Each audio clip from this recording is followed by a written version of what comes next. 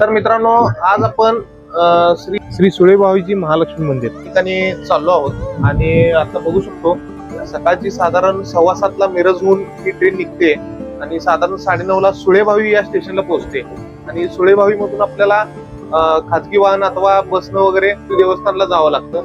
चला तर आमचा प्रवास कंटिन्यू करा. मित्रांनो, सुळेभावी स्टेशनला उतरल्यानंतर जवळपास अर्धा 1 किलोमीटर चालत आपल्याला स्टेशन पासून बाहेर यावं लागतं. त्यानंतर या ठिकाणाहून काही वाहनं आपल्याला जायला मिळतात. तर त्या ठिकाणी आता आपण सुळेभावी रेल्वे स्टेशन पासून सुळेभावी गाव हे थोडंसं लांब आहे आणि या ठिकाणी जायची थोडी वाहनांची प्रॉब्लेम्स आहेत. त्या दादांनी मला या ठिकाणी लिफ्ट दिली.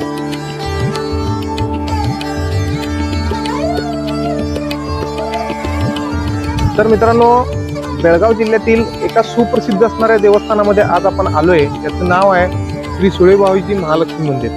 तर सुळेभावी हे गाव साधारण बेळगाव पासून 15-1 किलोमीटर अंतरावर आहे आणि अतिशय भक्तांनी या ठिकाणी गजबजलेले हे मंदिर असते.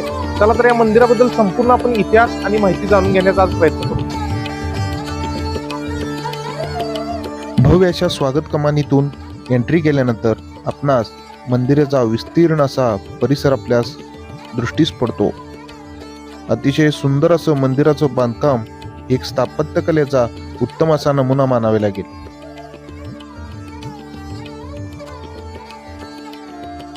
या ठिकाणी प्रचंड मोठ्या प्रमाणावर अगदी ब्रिटिशांच्या काळापासून त्यानंतर आत्ताच्या काळापर्यंतची सर्व नाणी, ज्यामध्ये चांदी, तांबे, सोने अशा विविध धातूंची नाणी या ठिकाणी भिंतीवर मारली गेली आहेत. ती नवसाची नाणी देखील त्यांना म्हणता येतं. ही देवीची सुंदर अशी आखीव रेखीव मूर्ती, जागृत अशा देवस्थानामधील ही मूर्ती देखील एक वैशिष्ट्यपूर्ण मानावी लागते.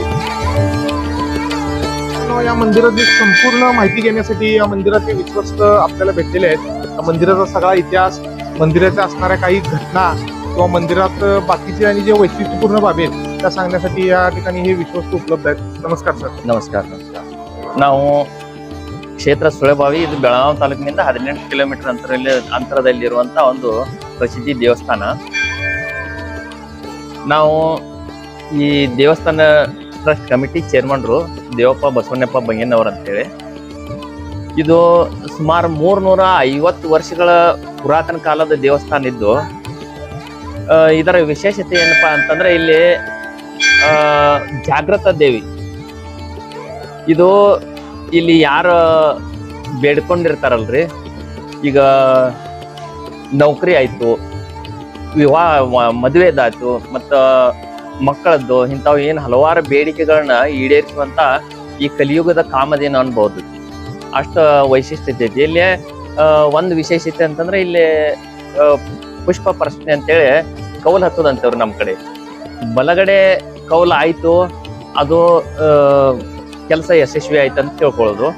ಮತ್ತ ಎಡಗಡೆ ಆಯ್ತು ಅಂತಂದ್ರೆ ಏನೋ ಒಂದ್ ಸ್ವಲ್ಪ ವಿಳಂಬ ಆಗ್ತಿದೆ ಅಂತೇಳಿ ನಾವು ಕಲ್ಪನೆ ಮಾಡ್ಕೊಳ್ಳೋಂತ ಒಂದು ವೈಶಿಷ್ಟ್ಯತೆ ಇದು. ನಾವ್ ಇನ್ನ ಹೇಳ್ಬೇಕಂತಂದ್ರೆ ಇಲ್ಲಿ ನಾವು ಭಕ್ತರ ಸಂಖ್ಯೆ ಈಗ ಪ್ರತಿ ಮಂಗಳವಾರ, ಶುಕ್ರವಾರ, ರವಿವಾರ ಈ ತರದ ಒಂದು ಇಲ್ಲಿ ಭಕ್ತರ ಬರ್ತಾರ. ಮತ್ತೆ ಇನ್ನ ಮುಂದ ಅಮಾವಾಸ್ಯೆ ಅಂತೂ ಸಾಕಷ್ಟು ಗರ್ದಿ ಇರ್ತದೆ. ಇಲ್ಲಿ ನಾವು ನಮ್ಮ ಟ್ರಸ್ಟ್ ವತಿಯಿಂದ ನಾವು ಪೂಜಾರಿಗಳು ಕೂಡ್ಕೊಂಡು ಇಲ್ಲಿ ಪ್ರತಿ ಮಂಗಳವಾರ, ಶುಕ್ರವಾರ ಮತ್ತು ಅಮಾವಾಸ್ಯೆ ದಿನ ಅನ್ನ ಪ್ರಸಾದ ಇರ್ತದೆ.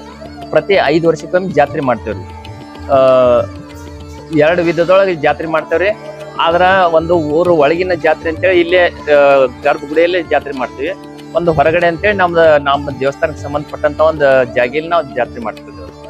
ಮತ್ತೆ ಇಲ್ಲೇ ನಮ್ಮ ಊರಿಗೆ ಏನೈತ್ರಿ, ಈಗಾಗಲೇ ಸಾಕಷ್ಟು ಈ ನಮ್ಮ ಊರಿಗೆ ಪ್ರೈವೇಟ್ ಗಾಡಿ ಅಂತೂ ಇಲ್ಲ, ಈ ಗೌರ್ಮೆಂಟ್ ಬಸ್ಗಳು ಮಾತ್ರ ಬರ್ತಾವ್ರಿ ಇಲ್ಲಿ.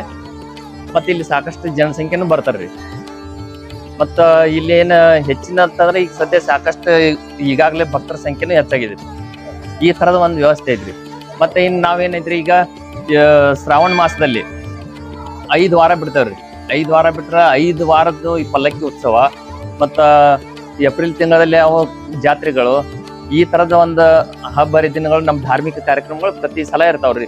ನವರಾತ್ರಿ ಒಳಗೆ 9 ದಿನದ ಕಾರ್ಯಕ್ರಮ, ದೀಪಾವಳಿ ಕಾರ್ಯಕ್ರಮಗಳು ಈ ತರದ್ ಮಾಡ್ಕೊಂಡು ಮೊದಲು ಪೂರ್ವಜರು ಯಾವ ತರ ನಡ್ಸ್ಕೊಂಡ್ ಬಂದಾರ ಆ ತರದ್ ನಾವು ಒಂದು ವೈಶಿಷ್ಟ್ಯತೆನ ಇಲ್ಲಿ ನಡ್ಸ್ಕೊಂಡ್ ಬರ್ತಾ ಇದ್ದೀವಿ. अतिशय सुंदर अशी इथल्या विश्वस्तांनी माहिती आपल्याला दिलेली आहे.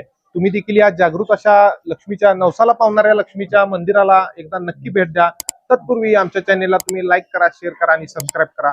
पुन्हा भेटू नवीन व्हिडिओ सोबत. धन्यवाद.